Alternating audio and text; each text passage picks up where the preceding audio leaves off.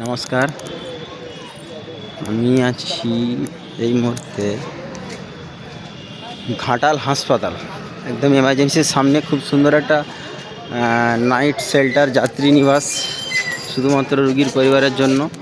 অনেকেই আমরা সবাই জানি, যে কারণে ভিডিওটা করছি। দেখুন এই বাইরে থেকে একদম এত সুন্দর একটা বিল্ডিং, আর এই বাইরের অবস্থাটা দেখুন। আমরা মানুষ, আমাদের জন্যই করেছে, অথচ আমাদের মতন মানুষরাই এই জায়গাটা কি দেখুন, মানে গুটকা তিরঙ্গা যত যা পেয়েছে খাচ্ছে, খেয়ে আর এইভাবে খাওয়া দাওয়া করার পর এইখানে দেখুন কীভাবে ক্যারিডা করছে মানুষ।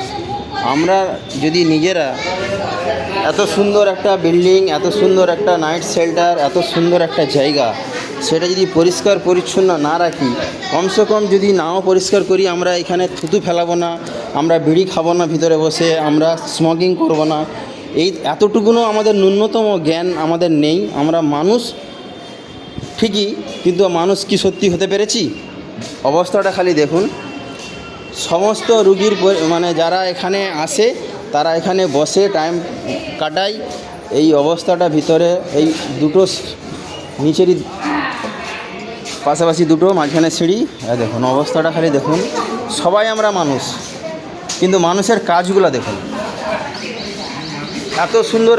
মানে হয়তো অনেক মানুষ আছে যারা আমরা এইরকম ধরনের বাড়ি তো দূরের কথা, সব নিজেরা করতে পারিনি, স্বপ্নও হয়তো আমরা করতে পারবো কি না আদৌ সেটাও আমাদের ভাবনা নেই। কিন্তু তারপরেও মানুষের কর্মটা দেখুন। থুতু, কপ, আপনার গুটকা খাওয়া, ক্যাচড়া, এখানে মানুষ আমরা সবাই আমরা বসি, সব কিছু করি, আমরা এখানে টাইম পাস করি। সবার সুবিধার জন্য সরকার এটা করে দিয়েছে, এখানে বসে খাওয়া দাওয়া করছে, সবই করছে। কিন্তু তারপরেও খাওয়া দাওয়া করার পরেও যে জলটা এখানেই ফেলবে, সেটাও কিন্তু আমাদের মধ্যে দিয়ে হচ্ছে। অবস্থাটা দেখুন, চারপাশটা একদম দেখুন কি সুন্দর। আমরা একদম এত সুন্দর একটা বিল্ডিং বানিয়ে দিয়েছে সরকার, সেটার কত সুন্দর আমরা ব্যবহার করছি এটা দেখুন।